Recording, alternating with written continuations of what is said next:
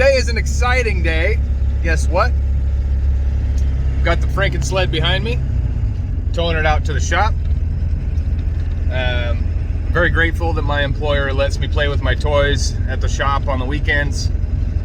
Not that I have a whole lot of time on the weekends to do that, but it is much better than working outside, and I have access to a welder, and you know, everything that I need is at the shop. So I've got a pretty awesome boss for letting me do that kind of stuff. But the reason why today is exciting is my sled has a 75 horse Mariner with a jet pump, meaning 50 horse at the nozzle. Now the bed of my pickup right there, thank you Facebook Marketplace, got a Suzuki 140. 140.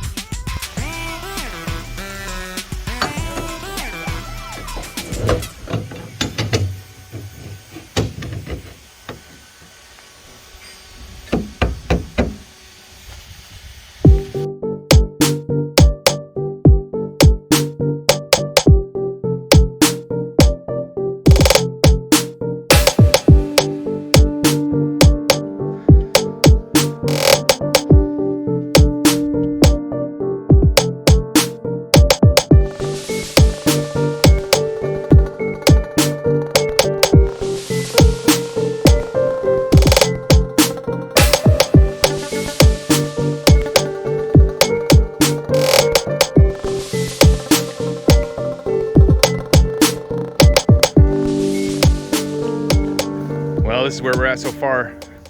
I got the transom repaired and got the motor on there and brought it back home. So look at the sheer girth of that thing. In person, it is enormous. So yeah, this is how that turned out. I still have to put everything back together. So got my gusset built in there, and I also did 2 smaller gussets down to my plate there. The reason there's a big old patch plate right there is from when I did the Rotax inboard conversion on this thing. That was an experiment, a failed experiment. Fixed a couple of welds that were broken right there, right there, right there, and then of course made it super strong. And then after we got the thing home, I ran down to the previous owner and he gave me the controls. So I got to take these controls out and put those controls in, and then of course put my fuel tank back and put all that back together. But I'll probably do that tomorrow.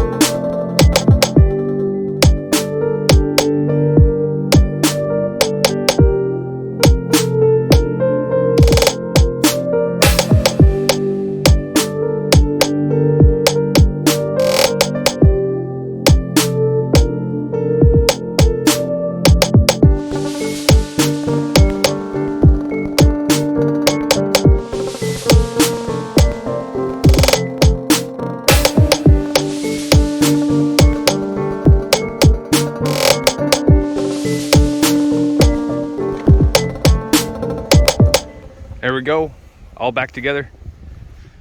Took a little bit longer than I expected, but got it done. I was missing a piece of hardware, so I ended up doing a cable clamp here for my shift cable, but got this new to me larger motor on there, and got all the controls done, and I just kind of ran it all through the pipe that was originally installed, and zip tied it all up and together, and got a little extra here that I just did a loop. Need to do a couple more zip ties on that, but all my two-stroke mix that I had in here was about 5 gallons. I put it in this red can, which kind of sucks because the whole point of putting the two-stroke from the Beechcraft on the sled was so that I had a two-stroke with a two-stroke and could ditch the red can. But now that we have a premix or an oil injection, I'm gonna run raw gas in there, and I'm gonna have to run a Johnny tank for the little guy. So yeah, that's all right. I mean, it sticks out a little bit because of my bilge pump back there, but no big deal. So we'll really, from here, I gotta put some tools away, but I got my grinder out. I had to notch my diamond plate a little bit for the gusset that I installed. So I got a little notch out for my fuel line here, same thing on the other side. And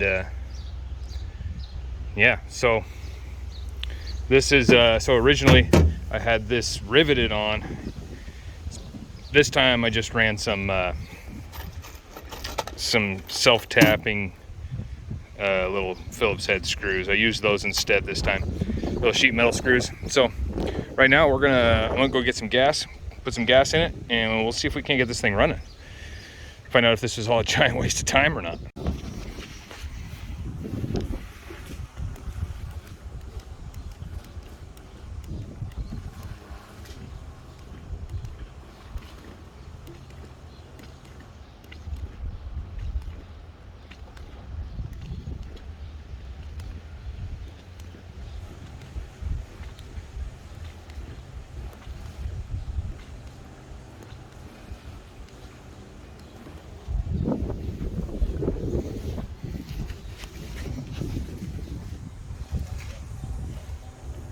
Okay.